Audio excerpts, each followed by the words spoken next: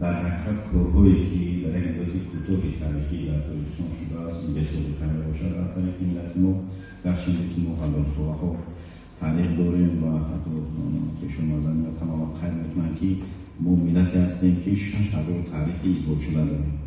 لیکن امروز وابسته به اونه که هم تغییرات‌های سیاسی و هم خطرهای ژئوپلیتیکی هست، راههای خیلی دانا و عاقل ما کشور منظم ملت در حقیقت توانستند که در عرصه بین‌المللی تاجیکستان رو به حد یک سطح بلند معرفی کنند. راه کنون معین کردن، خصوصا در راه صنعت کنونی با صورت این 100% ایده جناب عالی بود هست. به دستگیری پیشروی ملت 100% اجرا کردن نمیتونه برای ما مثلا شما باید شروع کنیم سیاست شخصی پیش بریم و سرجم کنیم.